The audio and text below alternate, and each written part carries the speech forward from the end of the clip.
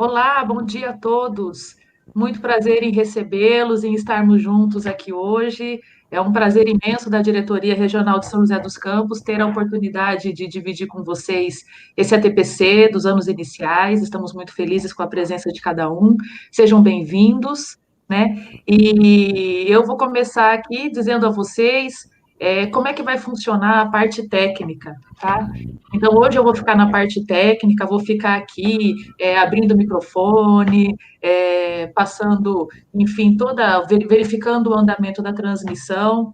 Teremos daqui a pouco a fala da nossa dirigente, a fala do nosso diretor de núcleo, e a Lília vai ficar aí com o começo, a apresentação, vai fazer algumas intervenções com vocês. E quem vai conduzir o nosso ATPC de matemática hoje vai ser a nossa PCNP Eliane Fernandes, que vai fazer toda a parte de transmissão. E também temos a nossa PCNP Elisângela, que vai estar no chat, interagindo com vocês, pegando as perguntas, respondendo, auxiliando no que for necessário, assim como a nossa PCNP Ana Rita também. Então, eu desejo a todos um ATPC muito produtivo, estamos juntos e estamos muito felizes. Passo a fala aí para a Lilian. Olá, professores, bom dia! Sejam todos bem-vindos, que saudade de vocês! Estamos muito felizes na transmissão desse primeiro ATPC EMAI online da Diretoria de Ensino de São José dos Campos. Sejam acolhidos, sejam bem-vindos, saibam que estamos com muitas saudades de vocês. E agora, com vocês, a nossa dirigente Beatriz, que vai nos agraciar com a sua presença. Olá, pessoal. Bom dia a todos. Com muita alegria que a gente está conseguindo estar mais próximos de vocês, apesar do distanciamento social. Interessante que eu já vinha há um tempo conversando com as equipes da DE, que nós poderíamos usar, né, todos esses aplicativos e através de vídeo estarmos mais próximos de vocês, nossos professores, né? Vocês representam aí toda a diretoria em relação à questão toda da formação, né, pedagógica e também da formação dos nossos alunos. Então, é com muita alegria que a gente está aqui, mais próximo de vocês. Gostaria de falar para vocês que nós estamos passando por um momento que nunca pensávamos, mas, por outro lado, eu tenho trabalhado bastante comigo e com toda a equipe, que esse é um momento de oportunidade. A crise traz isso para a gente, né? Tira a gente da zona de conforto e faz com que a gente pense em outras estratégias para conseguir estar desempenhando os nossos papéis, as nossas funções. Então, hoje nós estamos aqui através dessa plataforma, conseguiremos conversar com vocês, trocar aí as nossas experiências, né? E isso é muito importante.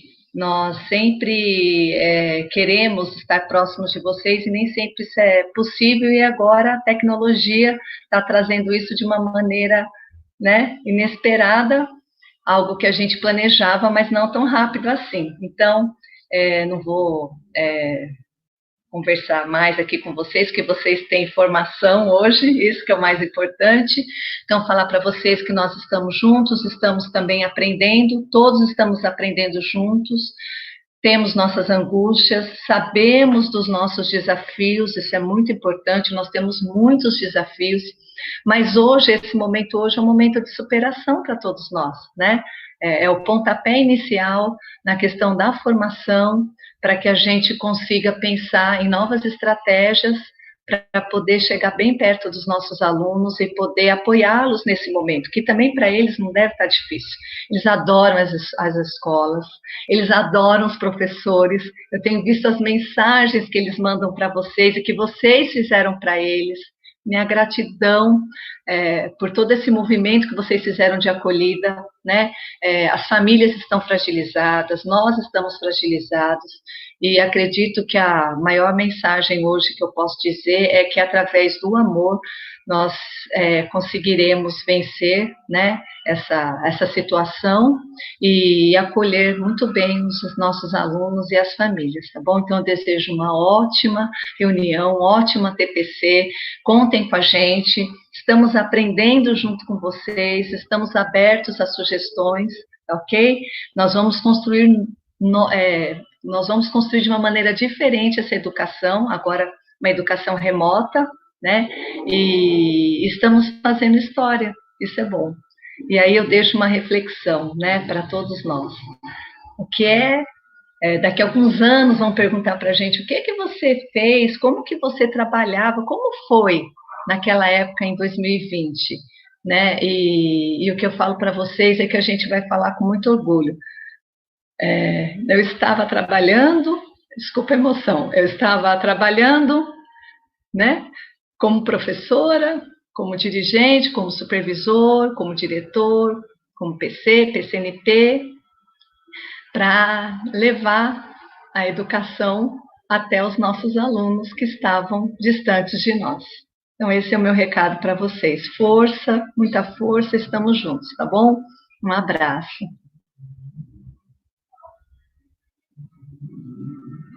Beatriz, obrigada, Beatriz, é um prazer ter com você conosco, né? Também quero agradecer aos professores que estão aqui online com a gente no chat, os supervisores de ensino, aos PCNPs parceiros da nossa diretoria, todos os professores coordenadores, diretores, vice-diretores, nossa analista sociocultural, a Beth, lá também na diretoria, né, que também está nos prestigiando. Grande abraço a todos, e Bia, gratidão por sua parceria, gratidão pela sua acolhida, né, que é muito importante nesse momento que estamos todos vivendo, como disse uma professora aqui agora há pouco no chat, um intensivão de TI. Né? Esse momento está sendo muito importante para todos nós, na questão de aprendizado, na questão da acolhida a si mesmo. Bia, muito obrigada por sua parceria.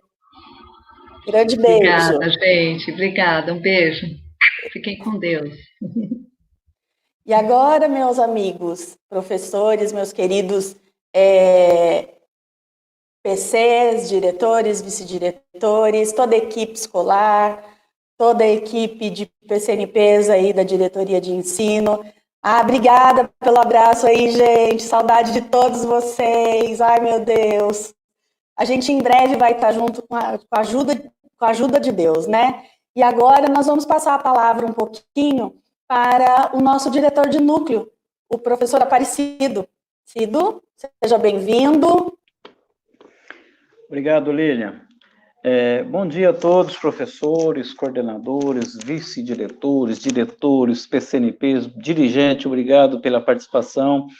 É uma honra estar aqui com vocês e deixar a nossa mensagem. Todos nós guardamos na nossa memória a imagem de um professor lá atrás, né? E a grande maioria, eu tenho certeza, que guarda a memória de professores dos anos iniciais, os professores que iniciaram a formação pedagógica de todas as pessoas, né? E eu fico muito feliz quando tenho a oportunidade de conversar com professores, com os profissionais dos anos iniciais.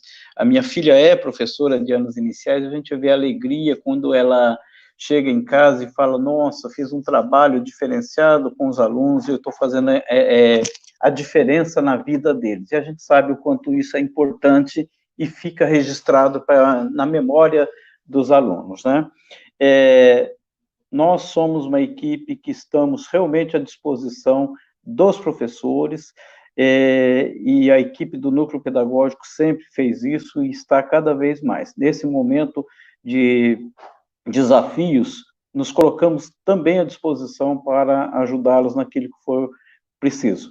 Quero parabenizá-los já pelo trabalho que vocês têm feito para dar conta das várias demandas, das necessidades apresentadas pelos alunos, das atividades direcionadas que vocês têm feito para dar conta do mínimo possível da aprendizagem dos alunos. Nós sabemos que a participação dos alunos presencial é imprescindível, mas diante da situação, o que os professores, coordenadores, equipe gestores estão fazendo para levar o melhor possível aos alunos, realmente é louvável.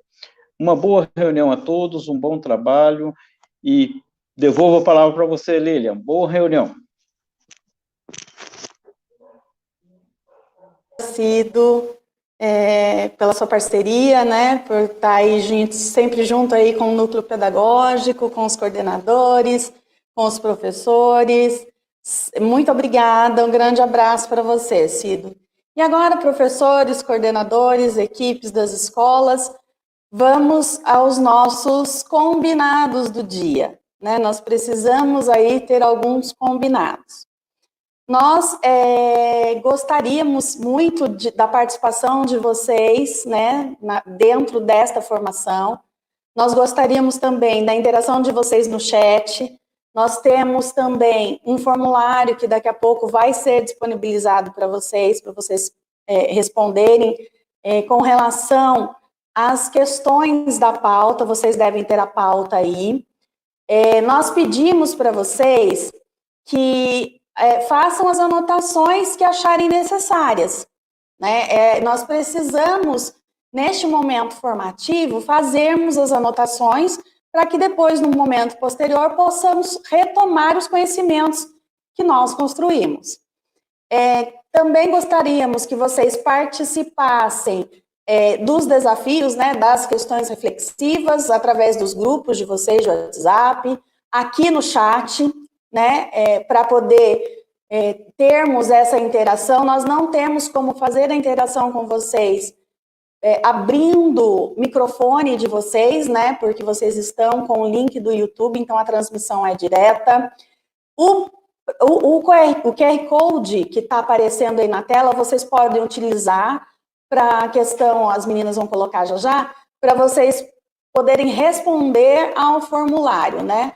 A avaliação vai ter também, ao final do formulário, ela tem uma questão única sobre a avaliação do nosso trabalho de hoje, do que nós construímos de conhecimento, né?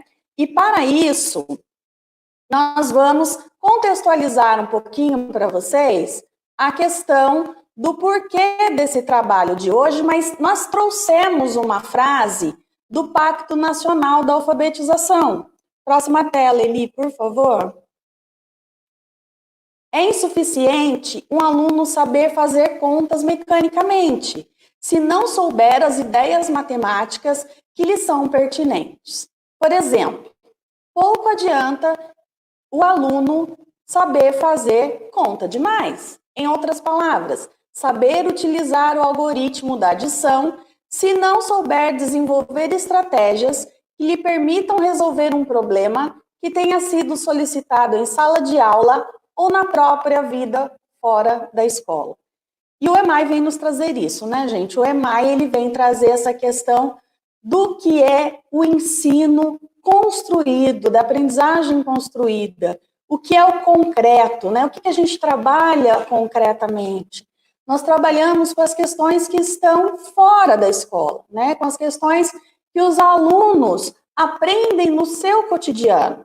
Por exemplo, eles vão, geralmente, ao mercado, eles têm o número da casa, o número de telefone, o número de placa de carro, o próprio número da escola, números no sapato, número da altura, número da idade. Então, todos os nossos alunos estão constantemente dentro do conteúdo do sistema de numeração decimal.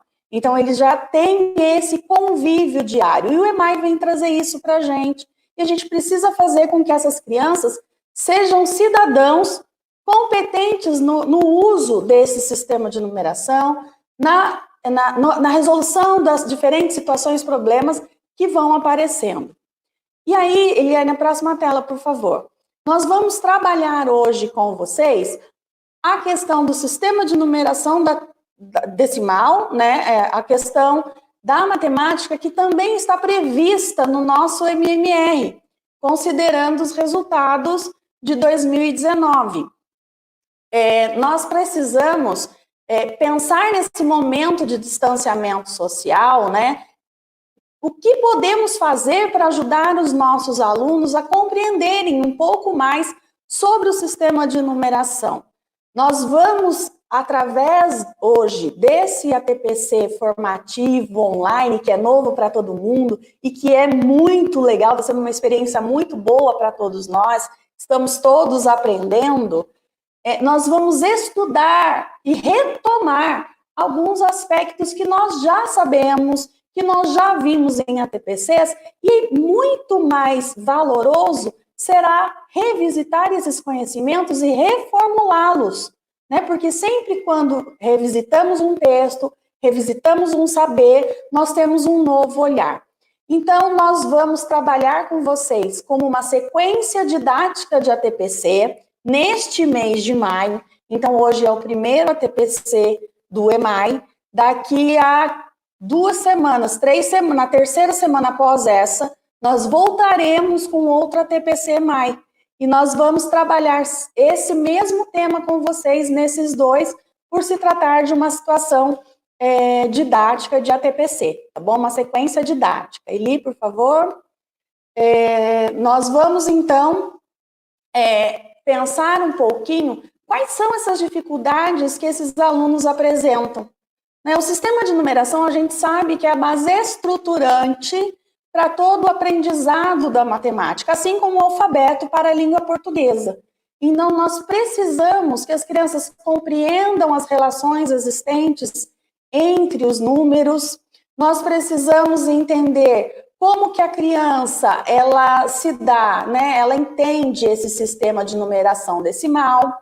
Nós vamos pensar nas questões das operações, que, né, também fazem parte do sistema de numeração, como que elas resolvem esses problemas diariamente, como que eles usam calculadora. Vocês devem ter visto esses dias numa das aulas, se não me engano, do 3º ano, ela deu uma situação, um problema com Cristo Redentor, e ela pediu para que as crianças estimassem a altura delas, quantas delas mesmas teriam que ficar uma em cima da outra para atingir o tamanho do Cristo Redentor, e pedir para as crianças utilizarem a calculadora. E também orientou como fazer esse cálculo pela calculadora, né?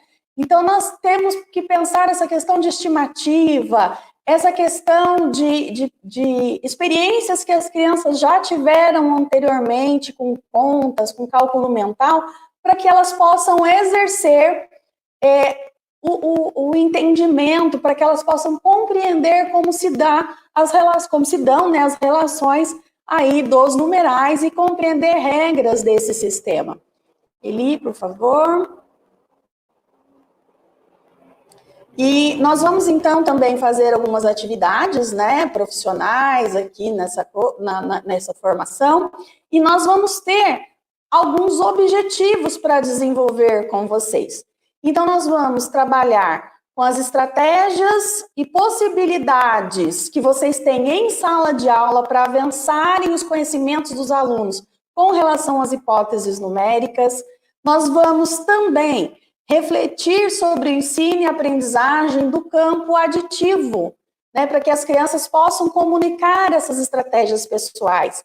Vamos lembrar um pouquinho lá do nosso aprendizado, como é que nós fazíamos as situações problemas, né, do campo aditivo. Primeiro que nós nem conhecíamos esses campos, né, campo aditivo, campo multiplicativo. Nós conhecíamos apenas problema de adição, problema de subtração, e nós fazíamos a sentença matemática, que era a operação, aspas, deitada, fazíamos a operação em si, que é o algoritmo, né, em pé, e colocávamos as respostas. E hoje os nossos alunos têm N estratégias que podem utilizar para poder demonstrar como pensaram sobre aquele problema, né? Nós também vamos trabalhar um pouquinho hoje com vocês a questão das operações básicas, né, nesses ATPCs, para que as crianças possam operar com esse pensamento matemático, que eles possam desenvolver algumas estratégias, como que eles podem representar essas operações. E para isso, os nossos conteúdos de hoje serão protocolo de escrita numérica e os estudos sobre o campo aditivo. Nós vamos também ter uma organização para o desenvolvimento deste ATPC de hoje. Então, nós já fizemos a apresentação da equipe, nós já contextualizamos o encontro, daqui a pouco nós vamos fazer a leitura pelo formador, teremos análise de hipótese de escrita numérica, discussão e socialização, protocolo de escrita numérica, discussão e socialização do protocolo, estudo do texto, discussão e socialização e avaliação do encontro. Então, hoje nós teremos 2 ATPCs muito ricos e muito formativos. E a gente espera a participação de vocês no chat, no formulário que a gente vai disponibilizar daqui a pouco. As PCs a gente manda para elas, elas mandam para vocês. Lembrando que para responder ao formulário precisa ter uma conta logada no Google, né, no Gmail ou no @professor. E nós esperamos vocês lá para aprender junto conosco, para nós construirmos também esse novo conhecimento, para nós revisitarmos esses conhecimentos. E agora eu deixo vocês com a nossa PCNP Eliane, que vai fazer todo o trabalho pedagógico com vocês. Volto para as socializações. Grande beijo, bom trabalho a todos nós.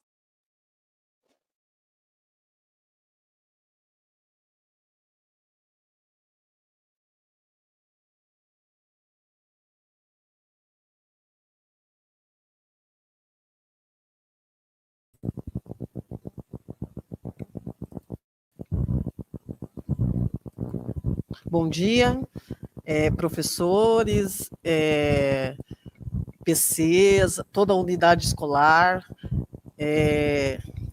Estou aqui com vocês muito feliz, né?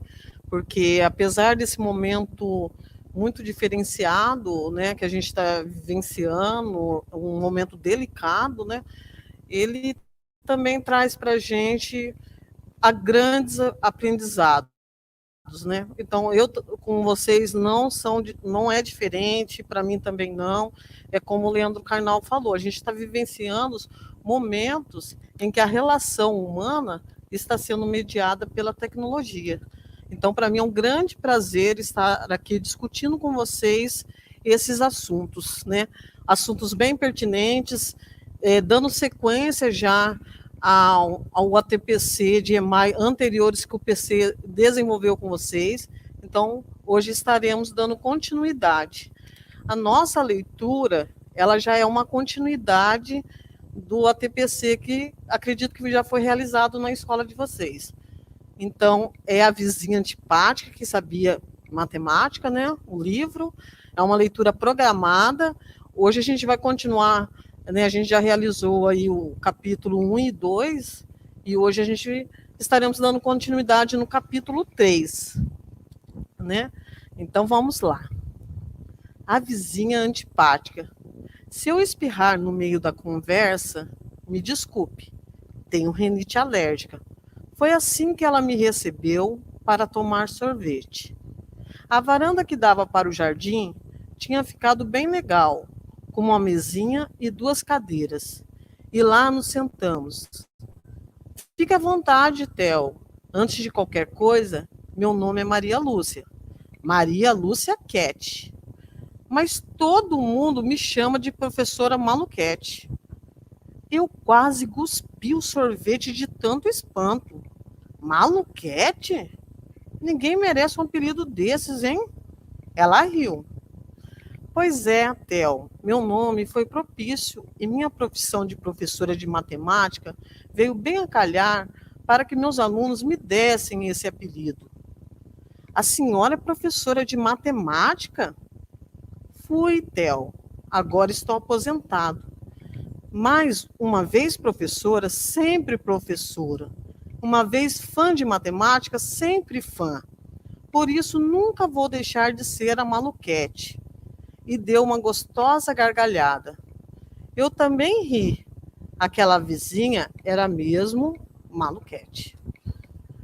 Sabe, dona Maluquete, a senhora gosta do que eu mais odeio. Ela me olhou espantada. Vou adivinhar o que você odeia. Ela então fez uns movimentos com as mãos direcionados à minha cabeça e disse: pelos poderes de Pitágoras, você odeia matemática. E aí está a dona Maluquete, né, com o Theo. A dona Maluquete, com certeza, estava de gozação para cima de mim. Quem é esse Pitágoras? Perguntei. Pitágoras de Samos é o pai da matemática, Theo. Um sujeito super inteligente, filósofo e matemática grego. Achei o cúmulo a matemática ter pai. Porque o tal de Pitágoras tinha que ter criado essa chatice. Aposto que o mundo devia estar muito bem sem ela. E lá veio a dona Maluquete ler meus pensamentos de novo. Matemática não é chata. Coisa nenhuma, Theo. Basta a gente saber compreendê-la. Daí veio como uma pergunta. Só um minutinho. Daí veio uma pergunta. Você é daqueles que pensam ou despejam, Theo? Bem, eu meio que decoro o jeito de fazer. A dona Malu quase caiu da cadeira. Ah, mas é por isso que você odeia matemática. Quem decora não pensa, Theo. Quem decora, despeja. E quem despeja é porque não entendeu. A matemática é como um tesouro. A gente vai olhando, pesquisando, pensando, imaginando as possibilidades. Tenta um caminho, tenta outro e mais outro. De repente, lá está o tesouro, o resultado da questão. Então ela deu um sorriso e me contou um caso.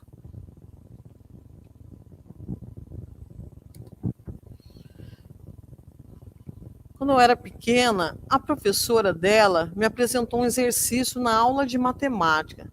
Se você tem 60 jacas e empresta 30 para sua amiga, com quantas jacas fica?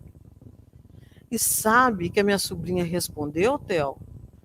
Deve ter respondido que ficava com 30, é claro, né? Eu disse. Não. Ela disse que tinha ficado com as mesmas 60 jacas, porque não tinha dado 30 para a amiga.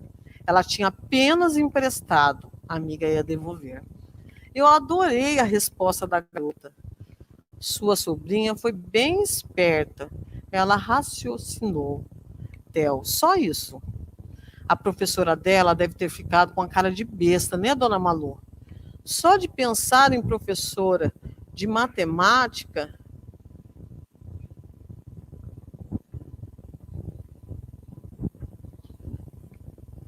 Só de pensar numa professora de matemática, eu já fico com dor na espinha. Como eu disse, para entender matemática, é preciso pensar. É preciso. Só um momentinho, gente. Eu estou com uns probleminhas técnicos, já vou.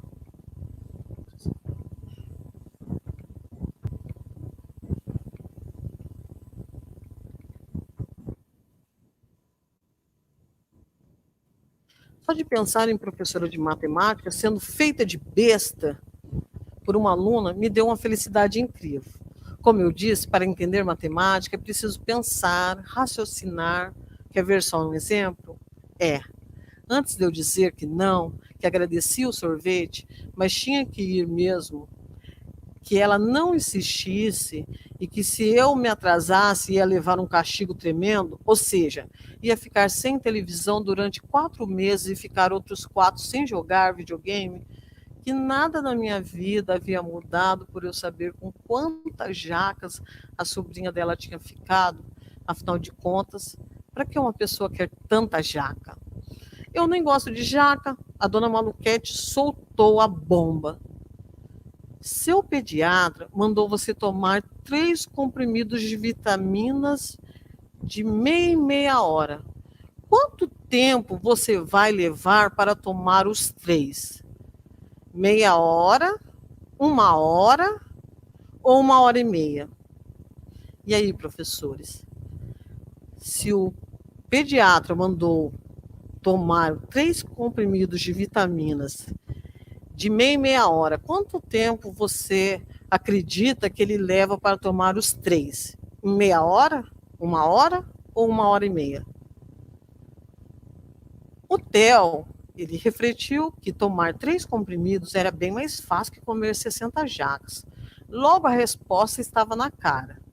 Se são 3 comprimidos, vou levar 1 hora e meia.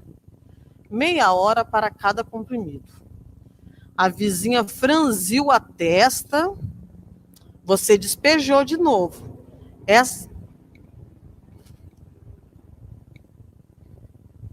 Só um momentinho, estamos passando aqui para um avião passou por aqui. Você despejou de novo. Essa resposta, Theo. Não pensou. Tente mais um pouco. Ela, então, entrou em casa e voltou com papel e lápis.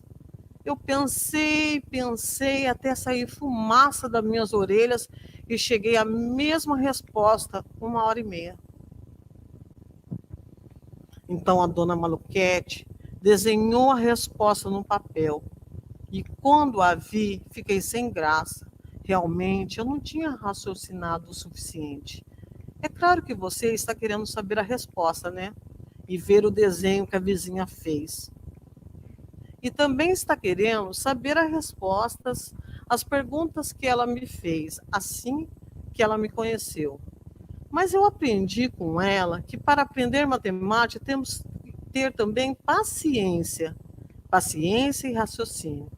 Então, como eu tive que fazer, vá pensando na resposta certa desse e de outros testes que a vizinha fez comigo. Eu prometo que antes desse livro terminar, você vai saber se pensou e acertou, ou se despejou e errou. Vá firme. Então, nessa leitura, né, da vizinha antipática, ela vem, junto com o Theo, fazendo essa leitura gostosa com a gente. Então, ela vem trazendo o desafio que nós, professores, podemos estar pensando também junto com os alunos, propondo até para os alunos. Então, esse livro da Iriana é muito interessante para também ser feito essas leituras dentro da sala de aula, para a gente também estar modelizando leituras matemáticas, né? E só lembrando também que essa semana é uma semana considerada a Semana da Matemática, né? Porque dia 6 foi o dia da matemática, né? Então, é uma semana muito importante para a gente. A gente até gostaria, estava nos nossos planos de MMR, uma gincana da matemática para essa semana, mas nada que a gente pode estar contemplando em outro momento, né? Então, vamos dar continuidade. Agora vem um momento aqui, né, de análise de hipótese de escrita numérica. Eu gostaria que vocês discutissem aí com seus grupos na unidade escolar, né, juntamente com o seu professor coordenador, com quem vocês estão aí normalmente em comunicação via WhatsApp ou interagindo no próprio chat, né, essa situação aqui. Então, numa situação didática voltada para o ensino de sistema de numeração, a professora do 3º ano ditou os números 353, 583, 818, 2.250, 555, 742 e 4.500. Então, lá numa situação didática dentro da sala de aula, a professora ditou esses números para o aluno. Eu gostaria que, nesse momento, vocês observassem a escrita de números sublinhados pelo aluno Gabriel, né? A professora ditou e ele escreveu esses números aí, o 353, o 583, 818, 2.250, 555, 742 e 4.500. Então, eu gostaria, a gente vai dar agora para vocês, né? Vocês vão discutir aí com seus coordenadores, e vão socializar também a resposta no formulário disponibilizado. Então, pode estar interagindo no chat, colocando as respostas, os conhecimentos que vocês acreditam que essa criança possui, né? Porque ela tem conhecimento, sim. Né? A gente observa que ela tem bastante conhecimento, mas o que ainda precisa da nossa intervenção, tá? Nesse momento a gente vai dar para vocês aí 10 minutos para discussão e socialização, tá bom?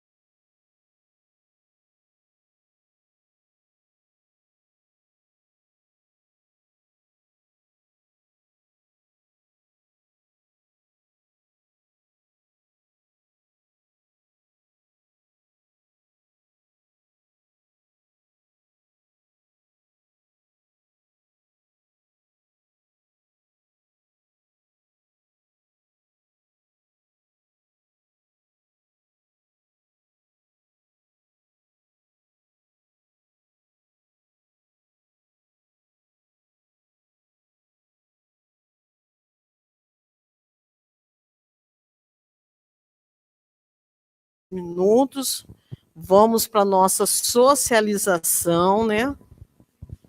Aqui para mim já finalizou, né? Vamos para a nossa socialização.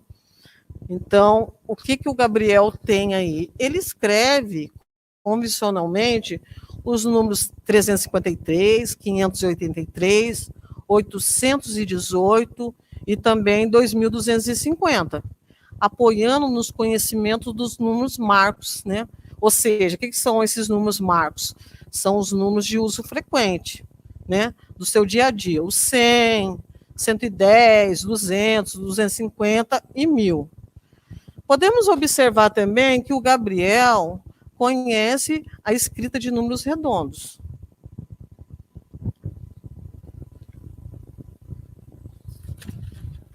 O Gabriel, ele apoia na numeração falada, né, gente? Ele apoia na numeração falada. Ele também acha que o número 555 não pode ser repetido. Então, por isso, ele jogou um número lá, vocês viram que ele entrou até em conflito lá, né? Então, ele não admite que o número 555 possa ser repetido 3 vezes. Para ele, repetir 3 vezes é um erro, né? E ele utiliza o número 1 como coringa, no caso do número 714. Então, ele tem tudo isso daí já de conhecimento, né? Tem algumas coisas que a gente precisa fazer intervenção, e o que a gente precisa precisa ficar certo assim para nós enquanto professor, né? Porque muitas das vezes realizamos a sondagem no início do ano, né? Porque foi solicitado ali pelo coordenador.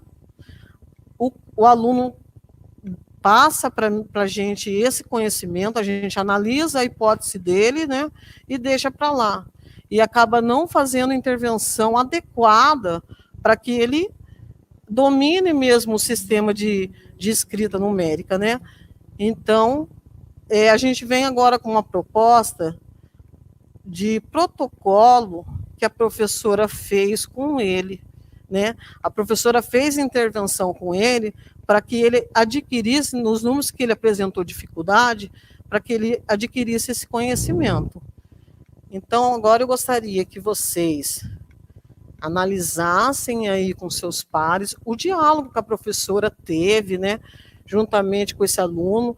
Ela fez as intervenções e essas intervenções foi registrado aqui no protocolo. Diante dessas intervenções, é interessante a gente discutir aqui, discutir com a gente e pensar, né, qual é o propósito da professora para a situação didática. Então, eu gostaria que vocês justificassem a importância da sua realização. Vocês podem estar anotando, interagindo no chat, mas essa pergunta depois vai aparecer no formulário para vocês responderem. Então, seria interessante vocês estarem anotando. Qual o propósito da professora para a situação didática? Justifica a importância da sua realização. Eu gostaria também que vocês analisassem as perguntas que a professora fez para o aluno, de modo que ele avançasse. A gente pode considerar que as perguntas que a professora fez são boas, né? Você, enquanto professor, acrescentaria mais alguma, né? Esse momento é um momento assim de construção de conhecimento. Seria bastante interessante a gente dar nossa opinião, porque a gente acaba colaborando, né? A gente temos uma equipe, a gente acaba colaborando com outro professor. Então, vamos lá.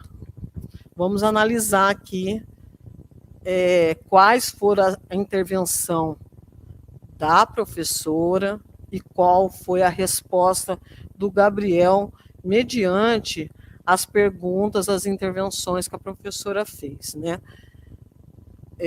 Sempre que possível, né, nos nossos momentos lá, a gente precisa fazer essa recuperação contínua com os alunos. Observamos, às vezes, que o aluno chega lá no 5º ano, apoiando na numeração falada, às vezes se sente até envergonhado, e o professor acaba não fazendo intervenção nenhuma com ele. A intervenção ela tem que iniciar desde o 1º ano, né? A gente precisa qualificar aquele aluno ali que tem dificuldade, E a nossa sondagem não é só para mim fazer um processo quantitativo, né, de quantos alunos dominam e não dominam. É necessário essa intervenção. Então, vamos lá. Eu foquei aqui, a gente colocou aqui o foco das intervenções dela no número que ele apresentou dificuldade. Então, 2.250, vocês observam que aparece ali borrado. A professora perguntou, né?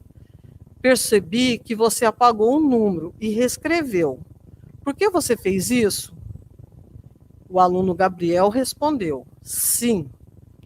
Primeiro, fiquei em dúvida, mas sei que o 2.000 tem 4 números e o 250 eu sei fazer muito bem. Então, essa foi a resposta dele, que ele fez, né? Que ele ficou em dúvida, mas ele sabe que o 2.000 tem 4 números e o 250 ele sabia fazer muito bem. Quando chegou no número 555, a primeira pergunta que a professora fez para o Gabriel foi: aqui eu pedi que registrasse o número 555. O que você me diz sobre esse número? O Gabriel respondeu para a professora: acho que escrevi certo. A professora voltou com uma outra pergunta. Então, veja bem, quantos números tem o número 500?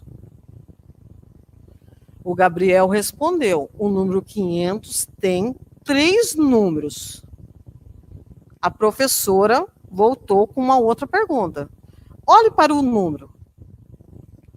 O Gabriel olhou e tentou apagar o último número, o 5. Vocês podem ver que ele até aparece aí meio apagadinho, né? A professora, nesse momento, fez outra intervenção com ele. Ela perguntou, como você escreve o número 55? Ele respondeu, o 5 e o 5, professora, 55. A professora continuou, né? Porque até então ele ainda estava em conflito. Você me disse que o número 500 tem 3 números e acabou de me falar que o número 55 escreve o 5 e o 5. Como ficaria o número 555, então? Ele respondeu, é assim. Escreveu corretamente 555. Podemos observar aqui que em nenhum momento a professora fez intervenção do tipo está errado ou dando indícios que... Só um momentinho que está passando um avião por aqui.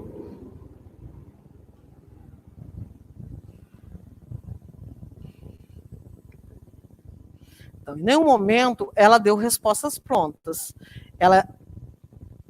Em todos os momentos, ela tentou provocar no aluno a resposta. O conflito foi gerado e foi aparecendo a solução para eles.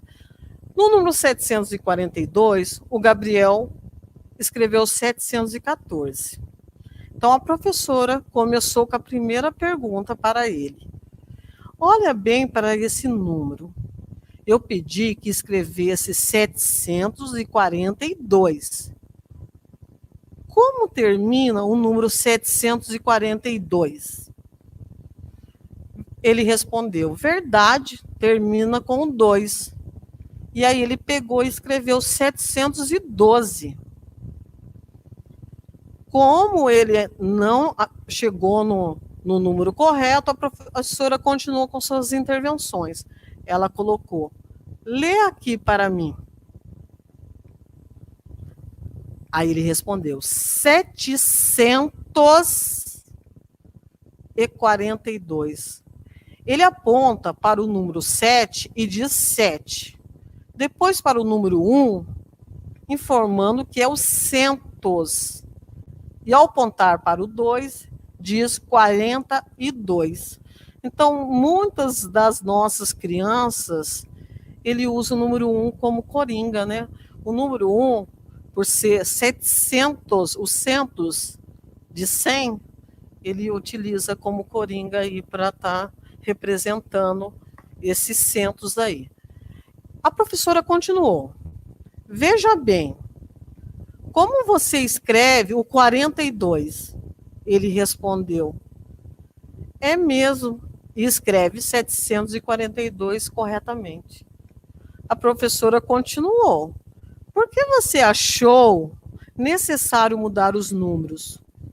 Porque lembrei que o 42 escreve assim. No número 4.500, vamos ver como ficou, a professora iniciou, né? Vamos ver como ficou o último número. Aqui você escreveu que número? Então ele respondeu, e acho que errei. A senhora pediu para escrever 4.500. Escreveu e escreve assim. Então, o que ele escreveu aqui? Ele se apoiou na fala. Ele pôs o 4.000 e depois o 500. Então, ele entrou mais em conflito ainda, porque aí ele observou ali o 415 e colocou 4.500. Ela continuou com a sua intervenção. Posso falar que o número 4.500 conta os números, né?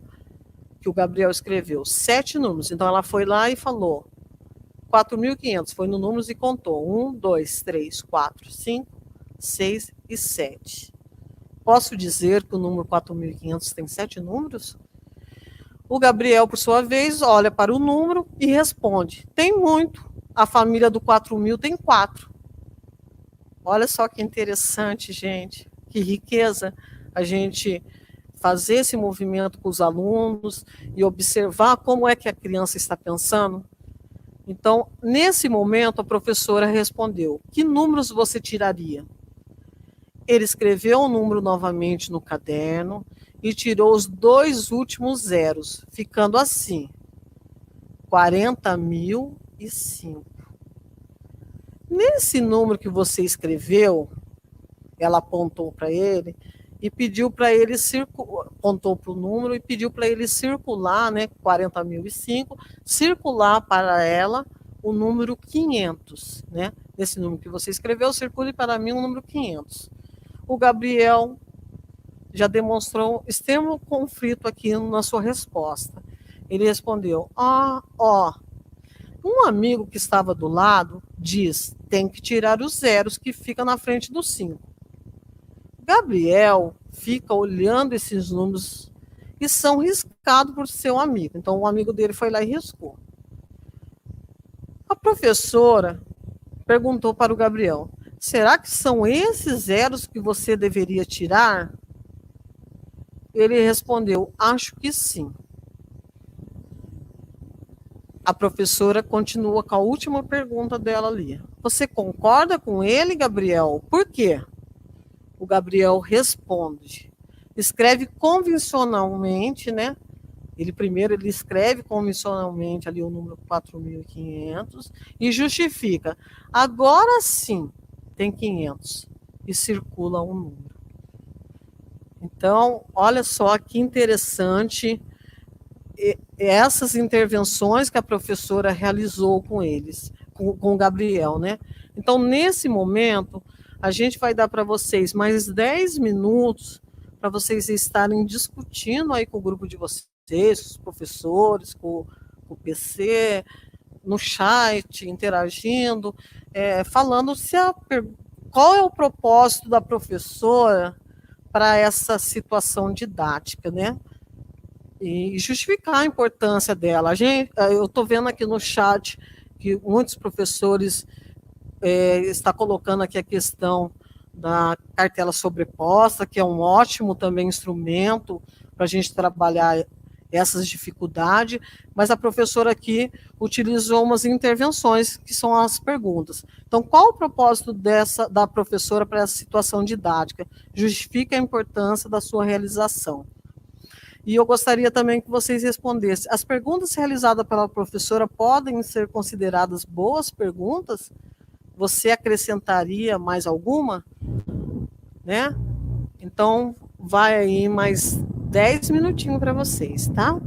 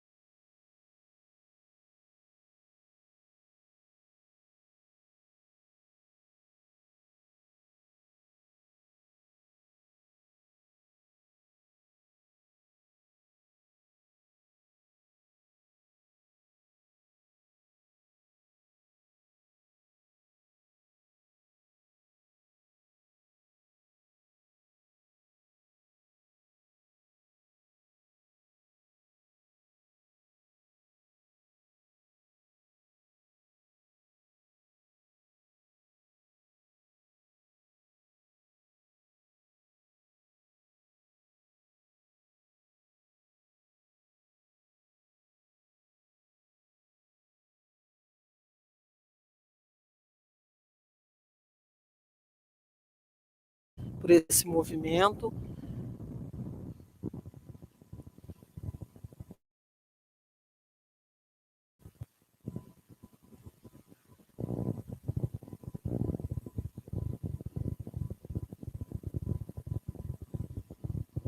Então, quando há intervenção do professor, o aluno aprende melhor. Que legal, Ruth, que você está colaborando com a gente. A Matilde colocou que as intervenções são pontuais, então acabou os nossos 10 minutos, vamos falar um pouquinho, né, quais o propósito da professora. Sabemos, né, que o objetivo é entender como as crianças aproximam do conhecimento do sistema de numeração, quando as crianças comparam as suas escritas, as suas escritas numéricas, elas estabelecem novas relações, ela acaba refletindo, né, sobre as possíveis respostas, os procedimentos utilizados e validando determinadas situações. No decorrer desse processo, eles começam a perceber as regularidades do sistema de escrita, né? Não fica aquela coisa de como a gente aprendeu, né? Que a gente para a gente era ensinado os números de 0 a 9, né? De 0 a 10, depois aquela escala de 10 a 20, de 20, aumentava de 0 a 50, depois de 0 a 100, então aqueles exercícios repetitivos, né, que o aluno não conseguia entender como entender o sistema de numeração decimal, né? Ele não percebia as regularidades do sistema de numeração decimal. Então, a realização que a professora propiciou para esse aluno foi muito importante, porque ela ofereceu oportunidades para ele reformular suas ideias, de ele aproximar progressivamente da compreensão da notação convencional, né? O Gabriel, ele sabe bastante, até no chat que vocês colocaram aí, ele tem bastante conhecimento, sim, sobre o sistema de numeração. Só um momentinho. Passou um avião aqui de novo. Então, o Gabriel, ele sabe que em nosso sistema de numeração existe, né, uma quantidade de algarismo, né, que está relacionado à magnitude do número representado.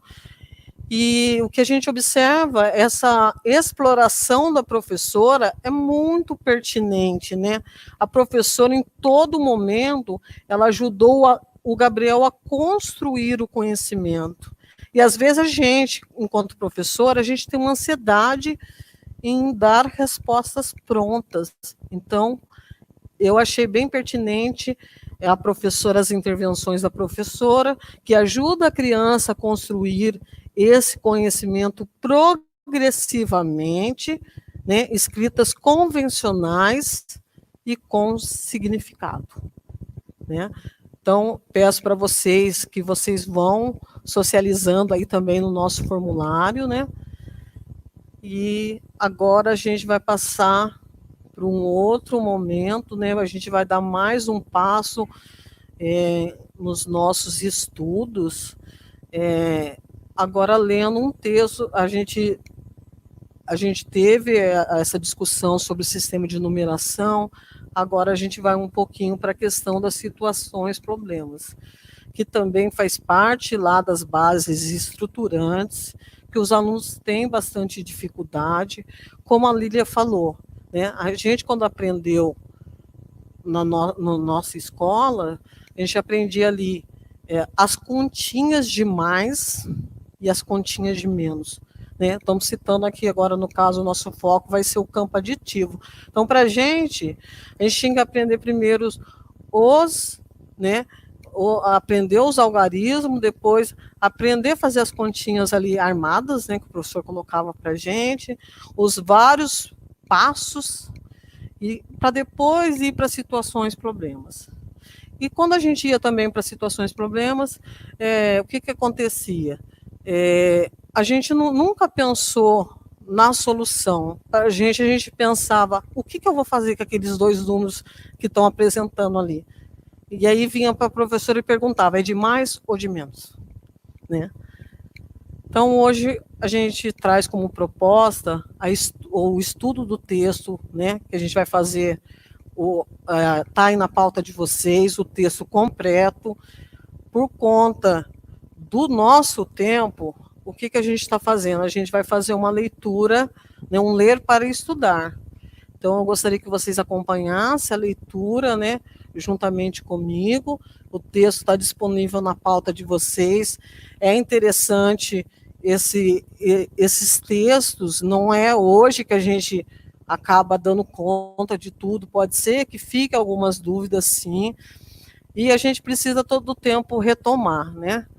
O nosso texto, para hoje, quem vai colaborar com a gente é o Ueda Curi, né? Estudos sobre o campo aditivo, né?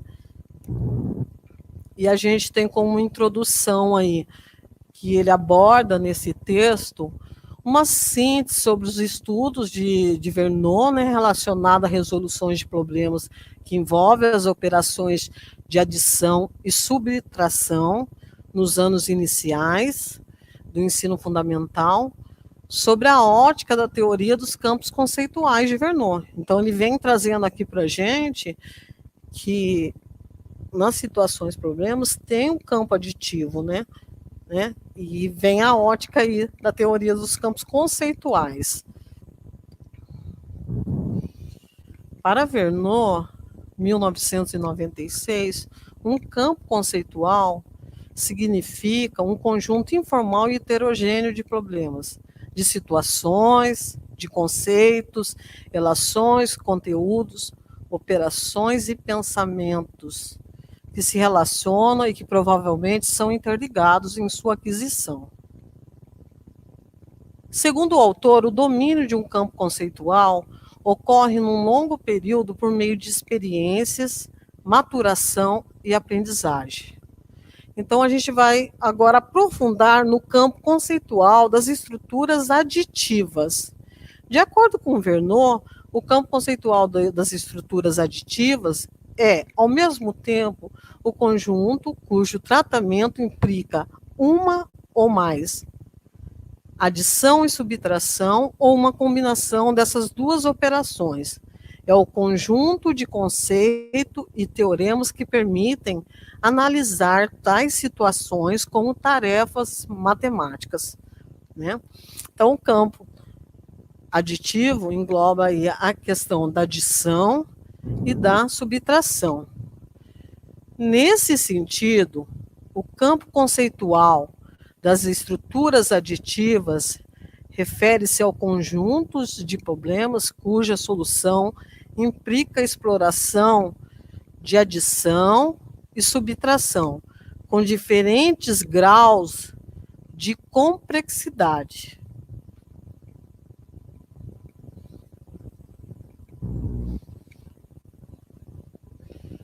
Então, nesse sentido, o campo conceitual das estruturas aditivas refere-se ao conjunto de problemas cuja solução implica a exploração de adição e subtração com diferentes graus de complexidade.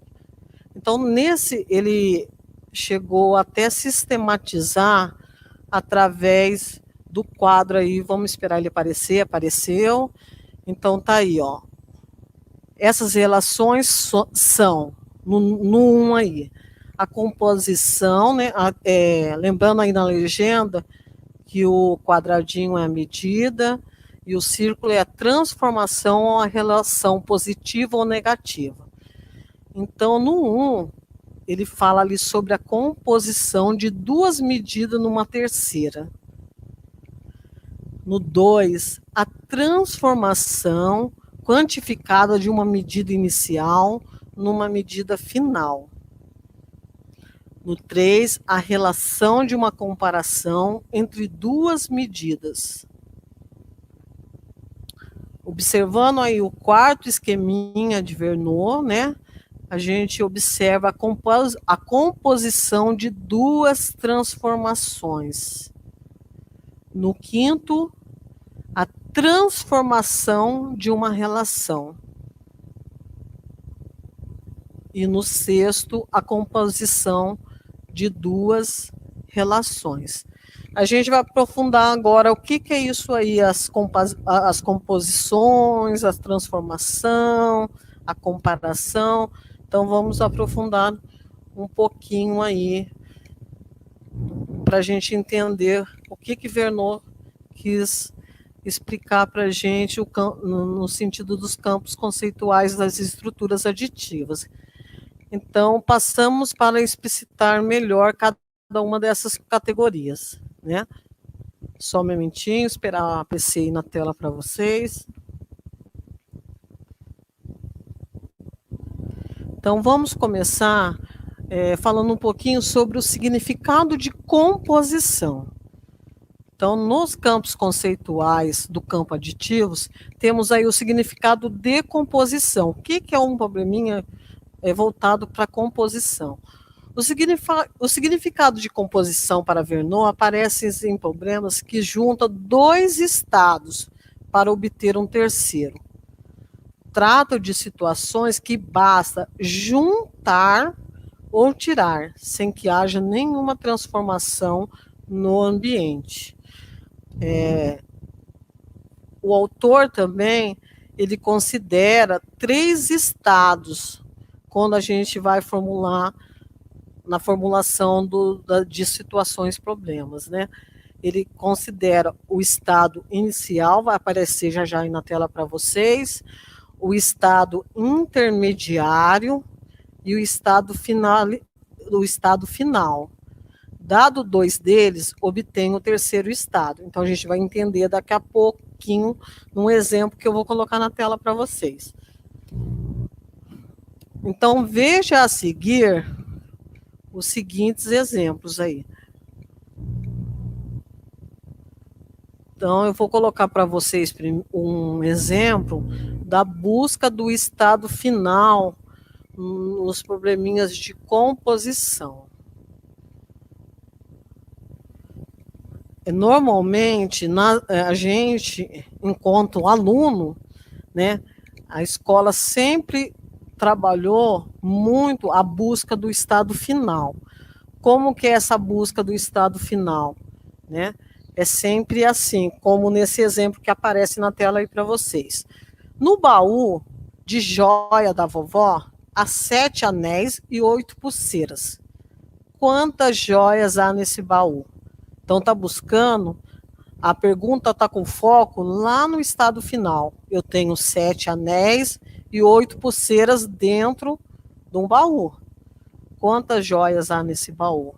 Então, por isso que é composição, que eu estou dentro do baú, tem ali anéis e pulseira.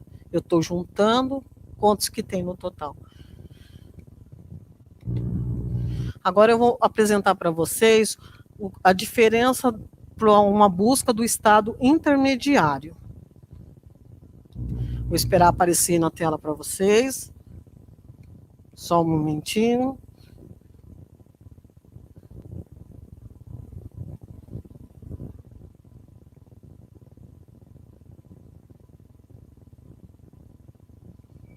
Então, na busca do estado intermediário dos probleminhas de Vernet de composição, vem aí um exemplo. Numa cesta, há 15 frutas, sendo 7 maçãs e as demais peras. Quantos são as peras nessas cestas? Observe que ele falou ali quantos tem dentro da cesta, que são 15 frutas, sendo 7 maçãs. A pera, que é o estado intermediário, que está ali no meio do probleminha, não tem, a gente não desconhece essa quantidade. E aí vem a pergunta, quantos são as peras nessa cesta? Então, aqui está a busca do estado intermediário. Por que composição? Porque numa cesta tem ali 15 frutas, ele já está determinando que tem as 15 frutas, tem 7 maçãs e peras, né? A gente precisa saber, o nosso desafio é descobrir quantas peras tem dentro da cesta, né? Agora a gente vai aprofundar e para os exemplos aí de transformação. Então, acho que deu um pouco para a gente entender como se dá o processo dos probleminhas de composição. Agora, vamos entender um pouquinho o que significa transformação. Transformação também acredito que foi muito trabalhado. Transformação foi muito trabalhado nas escolas, né? Verneau, ele defende que o significado de transformação envolve uma ação ocorrida a partir da situação de forma direta ou indireta, causando aumento ou diminuição. O estado inicial da situação sofre uma transformação aditiva ou subtrativa para obter o resultado. Essa transformação é uma ação decorrente de verbos que fazem a transformação ser acrescida ou reduzida. Então, na verdade, aqui vem a questão de ganhar e perder, né? O autor afirma que as crianças, mesmo antes da educação formal, já constroem um pensamento intuitivo da adição e subtração, relacionando espontaneamente o ganho e a perda, vivenciado em nossas rotinas diárias. Acredito que isso aqui, o significado de transformação, para nós, enquanto alunos, né, que a gente também fomos alunos, foi trabalhado bastante com a gente a questão da transformação.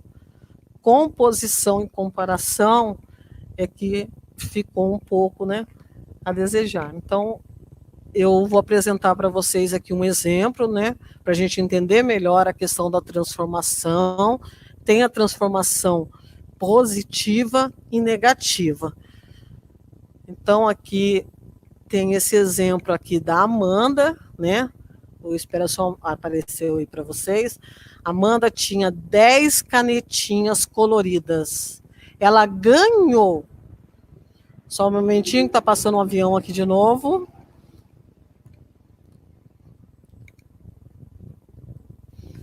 Amanda tinha 10 canetinhas coloridas, ela ganhou 6 canetinhas coloridas da sua tia Marta. Quantas canetinhas coloridas ela tem agora? Então, aqui, ela ganhou, tem um estado inicial, ela chegou a ganhar, então, por isso, ela sofre uma transformação positiva, né? Porque ela ganhou. O Verneau, ele afirma que a situação apresentada acima é intuitiva pela ideia de juntar ou somar uma quantidade a outra já existente, pondo em destaque a existência de uma alteração do estado inicial.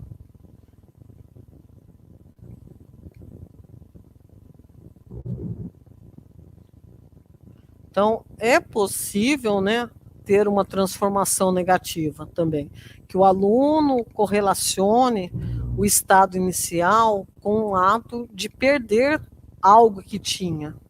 Então, a gente também trabalhou bastante situações em sala de aula de transformação. Aqui no caso, a gente falou que a Amanda ganhou, agora eu vou citar para vocês um outro exemplo que sofre a transformação negativa.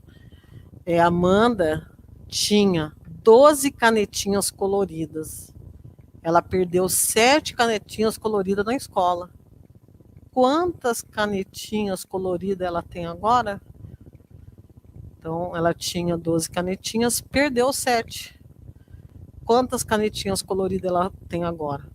Observamos que esses dois exemplos, eles buscam o estado final do probleminha, né? Eles têm, perdeu, e quantos, a pergunta está voltada ali para o estado final. Quantas canetinhas coloridas tem agora?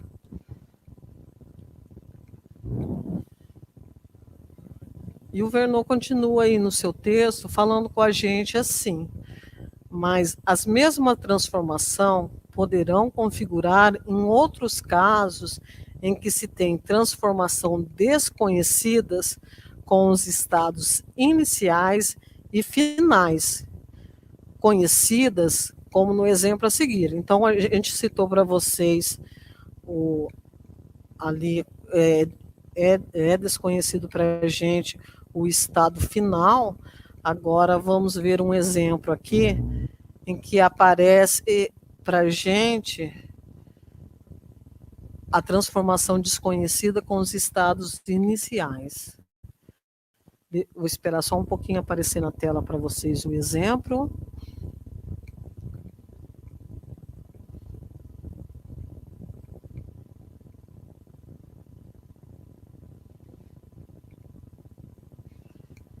Então, apareceu. Olha, observe bem a diferença, gente. No início do jogo, Pedro tinha 15 botões. Ele terminou o jogo com 8 botões. O que aconteceu no decorrer do jogo? Vamos ver um outro exemplo aqui.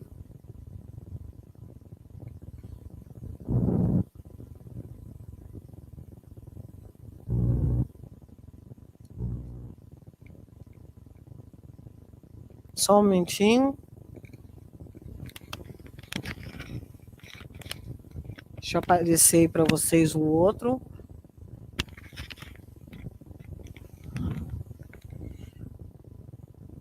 Então, a proposta, só um momentinho aqui que a gente está tendo uns problemas técnicos. A nossa tela ficou meio aí, mas vamos ver aqui, dá para a gente ler.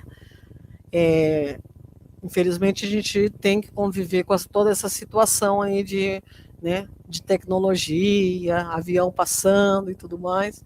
Mas olha agora a diferença, né? A gente colocou ali que o Pedro tinha alguns botões, ganhou 8 e ficou com 15. Observa que a gente, no início, não tem quantos botões, no probleminha aí, não apresenta quantos botões ele tinha. Apenas fala pra gente que ele ganhou, né?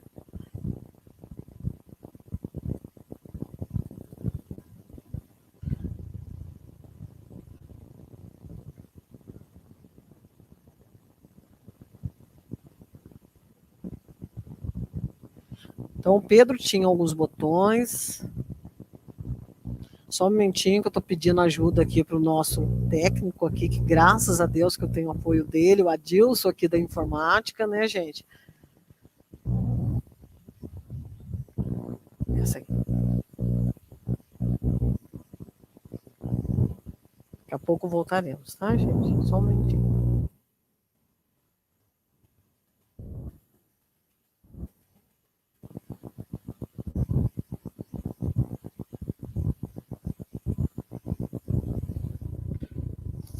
Então, dando continuidade, conseguimos restabelecer. Obrigada, Adilson. É legal que a gente está assim, tem uma equipe por trás dos bastidores, né, nos apoiando. Eu gostaria até de aproveitar o momento, agradecer o Adilson aqui da tecnologia, que tem nos auxiliado muito. Estou muito feliz, porque para mim também é um momento muito novo, né? Eu jamais imaginei, né, estar transmitindo algo ao vivo assim, e ele tem colaborado muito com a equipe. Então, voltando lá, a gente observa no primeiro exemplo, Pedro tinha alguns botões, não está falando a quantidade que ele tinha. Ganhou 8 no jogo e ficou com 15. Aqui a gente observa a busca do estado a busca do estado inicial, e ele ganhou. Então, é uma transformação positiva. O exemplo abaixo tá, no início do jogo, Pedro tinha alguns botões, no decorrer do jogo perdeu 8 e terminou o jogo com 7 botões. Quantos botões ele possuía no início do jogo? Aqui ele já dá um indício para a gente do estado inicial, nesse último aqui, né? Mas aqui houve uma perda, então é uma transformação negativa. Eu espero que vocês estejam entendendo, mas esse assunto dos campos aditivos, né, Givernon, exige às vezes da gente um aprofundamento por parte dos professores, dos PCs, até da gente enquanto PCNP, porque a aprendizagem é um constante buscar, né, de conhecimentos. Vamos passar agora um pouquinho para o significado de comparação. Às vezes observamos que os alunos eles têm bastante dificuldades nas APs, né, quando aparecem os probleminhas de significado de comparação, né. O Vernon, ele esclarece que no raciocínio de comparação, os valores não se transformam, apenas estabelece a ideia de uma comparação entre dois estados. O autor resume o significado de comparação em 3 proposições, envolvendo as operações de adição ou subtração, apresentadas a seguir. Então, eu vou também disponibilizar para vocês exemplos, né, do o que é esse, o que significa para a gente esses probleminhas no sentido de significado de comparação. Número 1, né, valor de referência conhecido e a busca do valor do referido a partir da relação dada. E a busca-se também, no número 2, o valor de referência a partir do referido pela relação dada. A gente vai ver um exemplo aí. Esse exemplo, que eu vou colocar na tela para vocês aí, ele contempla essas duas proposições de Vernon.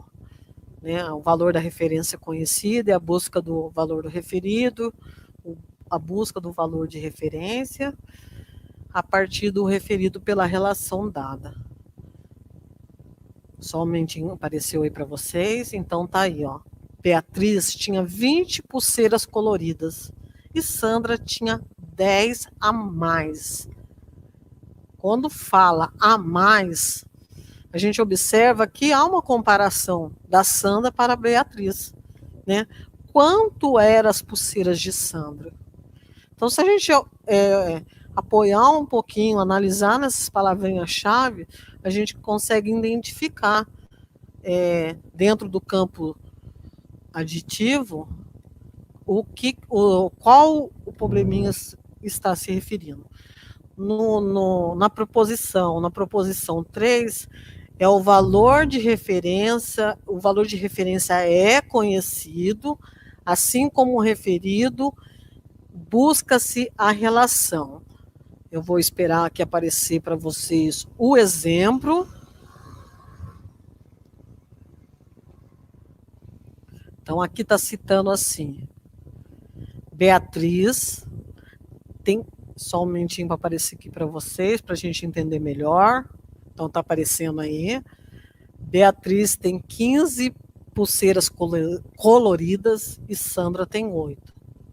Quantas pulseiras Sandra deve ganhar para ter o mesmo número que Beatriz?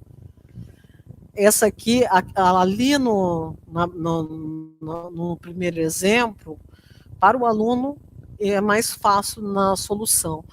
Esse aqui, quando a gente coloca para o aluno que ele precisa, quantas pulseiras Sandra deve ganhar para ter o mesmo número que Beatriz, ele entra em conflito, né?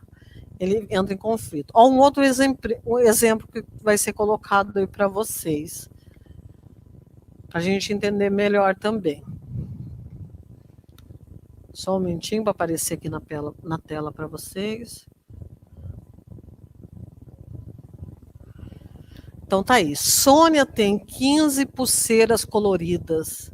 Ela tem 7 pulseiras a menos que Célia. Quantas pulseiras tem Célia? Nesse caso aqui, gente, o que acontece? O aluno, ele acha, principalmente no primeiro exemplo, né? Quando fala quantas pulseiras Sandra deve ganhar para ter o mesmo número que Beatriz, ele quer fazer ali uma continha demais, né? Então, nessa situação aí, ele acaba errando, né? Quando ele pega essa situação e quer, né, quer fazer essa continha aí. Então, o exemplo, eles são para a gente é necessário a gente, enquanto professor, estar aprofundando para entender como essa criança está pensando, como ela chega nesse resultado e, a partir disso, identificar as dificuldades, né? Então, às vezes, a continha, ele precisa fazer uma subtração e quando fala, cita lá quanto que ele precisa para chegar, ele realiza uma adição e acaba errando a situação, né? Agora vamos para o significado ali de composição de transformação.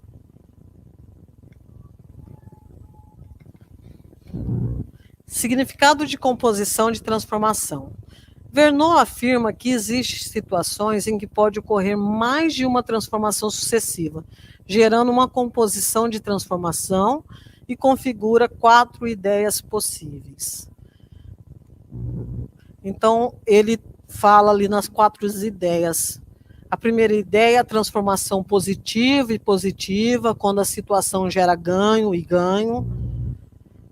O exemplo dado aí que eu vou explorar com vocês é essa situação de transformação positiva, quando gera ganho e ganho. Então, no início de uma partida, João tinha certa quantia de botões. No decorrer do jogo, ele ganhou 10 botões e, em seguida, ganhou 25 botões. O que aconteceu com seus botões no final do jogo? Observe, gente, que aqui tem uma transformação positiva, porque ele está ganhando, né? Ele tem uma quantia ali, ele ganhou. Depois, no decorrer do jogo, ele vai ganhar mais. E o que aconteceu com seus botões no final do jogo? Então, por isso, uma transformação positiva e positiva. Também tem o caso da letra B, transformação positiva e negativa, quando ocorre uma situação de ganho seguida de perda, que é o exemplo que está aí no texto de vocês podem estar aprofundando, a gente não vai passar por todos os exemplos, porque senão a gente estoura o nosso tempo, mas eu acho que fica bem claro lá, né? É quase o mesmo sentido aqui, só que no sentido na partida ele vai ganhar e depois, no determinado momento lá, ele vai perder, então vai ter ganho seguido de perda.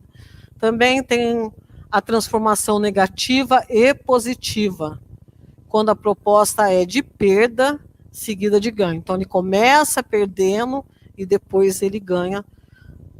Tem todos esses exemplos no material que foi sugerido para a escola, né? A gente disponibilizou as pautas, vocês podem aprofundar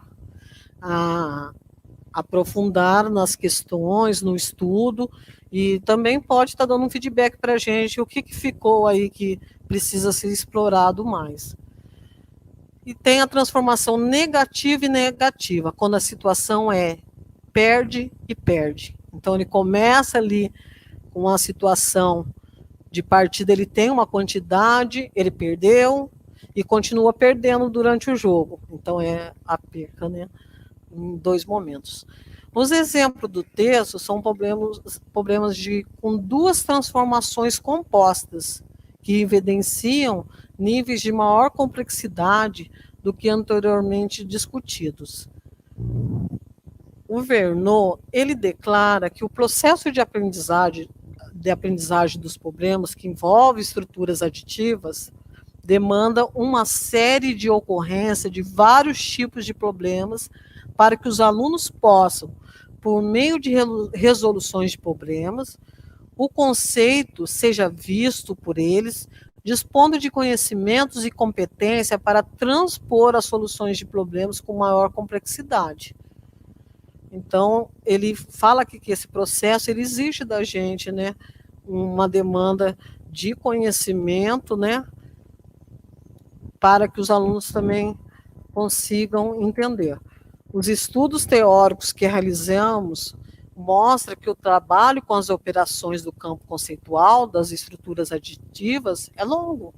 Demanda uma série de situações e desenvolve conhecimentos e competências para resoluções mais complexas. Isso quem vem dizendo para a gente é o Eda Curi, né? E ele ainda destaca no seu texto que não basta a gente reproduzir as categorias de problemas em sala de aula, nem utilizar as nomenclaturas com a criança. Porque muitas vezes podemos chegar lá e colocar para o aluno, né? Hoje vamos realizar, né? Eu quero que vocês resolvam aqui as situações, problemas de comparação. Então, não é esse o objetivo, né, do nosso estudo. A gente precisa entender, né, como é feito, o que as crianças pensam, né, para a gente, dentro da sala de aula, a gente poder modelizar, né, entender como é que as crianças se comportam diante dos campos aditivos, né, diante das propostas, das situações, problemas do campo aditivo. Então, em nenhum momento é proposto para a gente explorar com eles, agora eu vou trabalhar essas propostas aí, das situações, problemas que teve no texto, que eu achei bastante interessante, são interessantes sim, para o nosso entendimento enquanto educador, e da gente explorar, porque às vezes o nosso foco fica só nos probleminhas voltados para a situação de transformação. E a gente esquece de comparação e de composição. Agora eu vou dar 10 minutinhos para vocês novamente, né? Eu quero que vocês discutam aí com o seu grupo, com o seu professor coordenador, os principais pontos elencados aqui, ele traz também no roteiro, na busca, ele amplia ali os seus conhecimentos, né? Ele traz uma síntese dos significados, dos probleminhas do estado inicial, intermediário e final, das ideias de composição, de transformação positiva, de transformação negativa, de comparação positiva, de comparação negativa.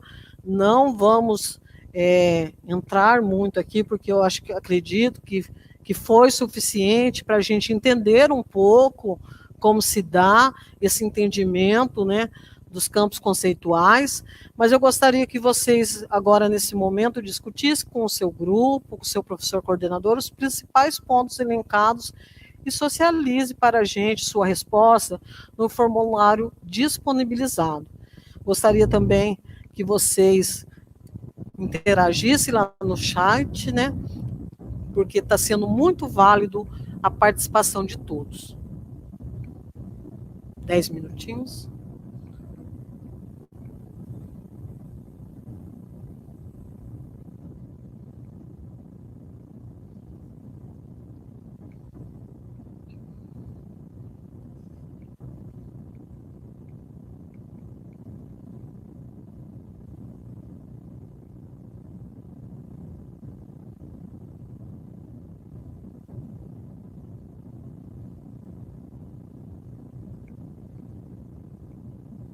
Tem professores perguntando aqui se vamos disponibilizar o formulário.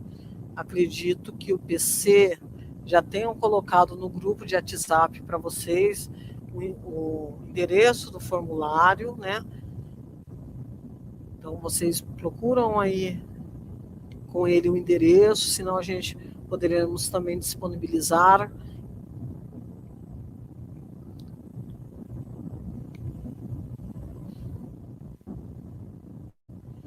A Silvana Moraes colocou que o desafio não é decorar, e sim aprender. Ai, que delícia, gente. É isso mesmo. O nosso desafio não é decorar. A gente precisa entender como se dá o processo, né?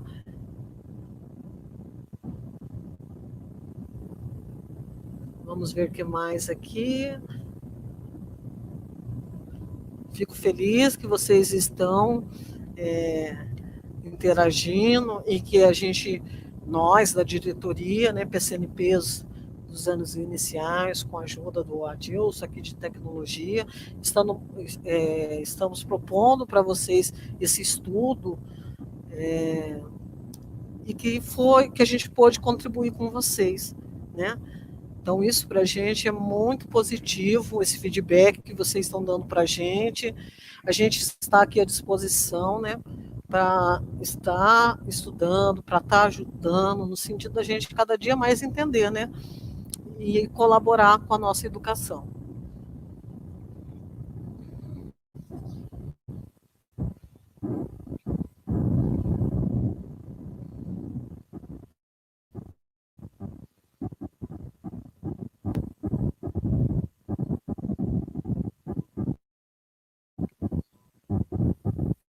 Estamos chegando no nosso final já, né, gente?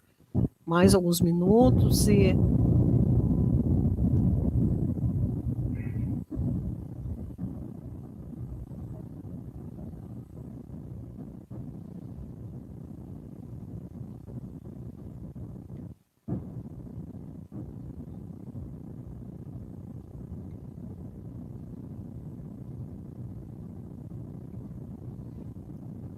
estou muito feliz de ver aqui bastante professores conhecidos, PCs, interagindo, os que não são conhecidos por mim, mas que também estão interagindo de maneira positiva.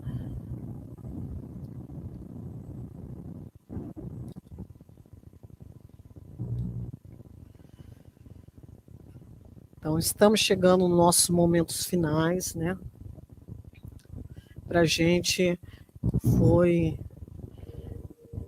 foi um extremo prazer de vivenciar com vocês esse momento tão importante, né? Um momento delicado das nossas vidas, mas que a gente tem vivenciado momentos muito de aprendizagem. É uma transformação que estamos sofrendo, né? De relações humanas mediada pela tecnologia. Eu tive ajuda que a gente observa nesse momento também que é necessário o trabalho em equipe.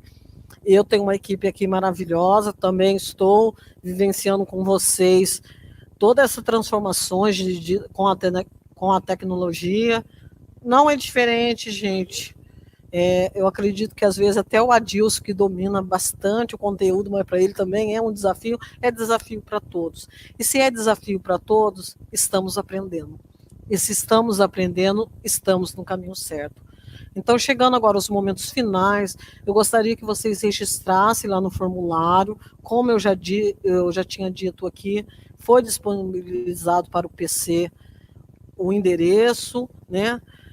Para vocês registrarem esses conhecimentos construídos e revisitados aqui neste ATPC, compartilhe aí com o seu grupo, converse com o seu coordenador, não deixe de socializar sua resposta no formulário disponibilizado e envie para a gente.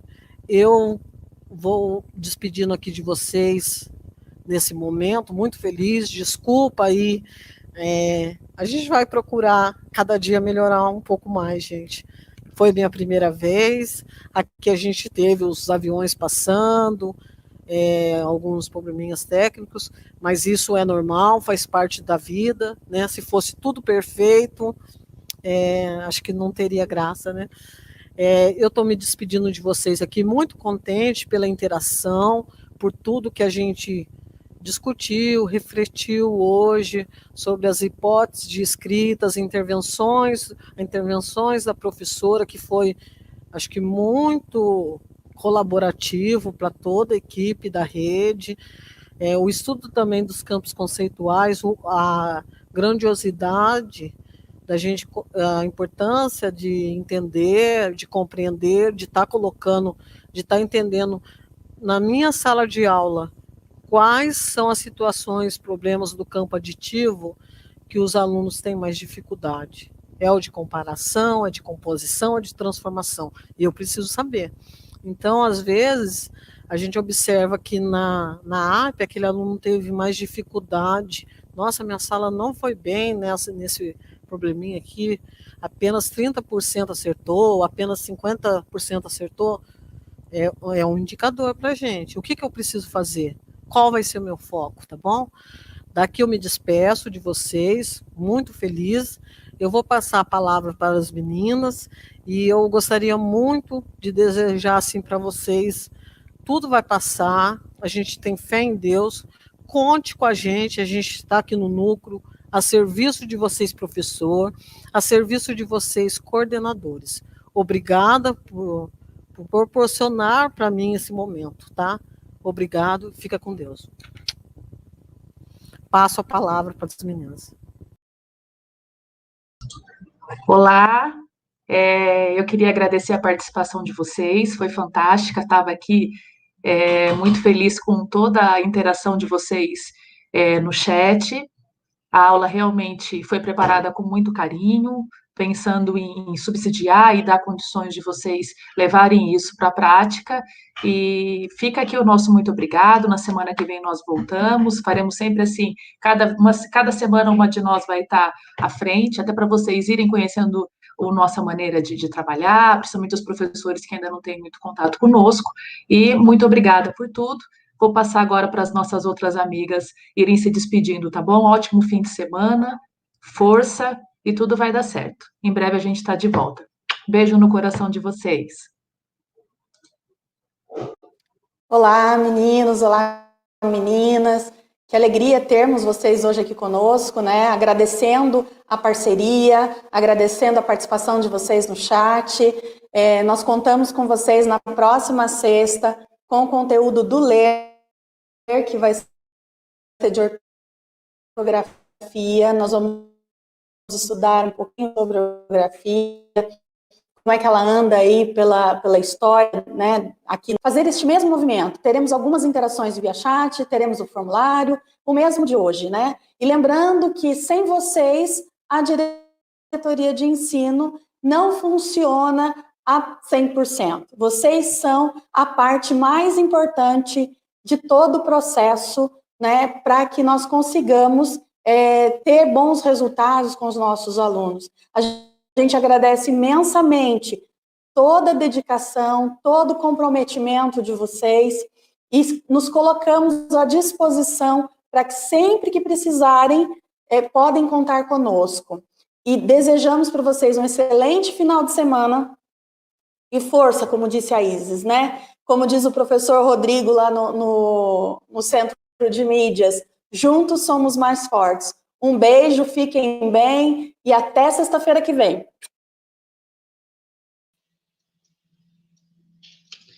Foi um prazer participar com vocês no chat, né? As colocações de vocês foram muito pertinentes e os nossos estudantes ganham com essa formação que nós tivemos. A semana que vem nós teremos o Ler e Escrever e até lá. Um grande abraço para vocês, fiquem com Deus, até a próxima.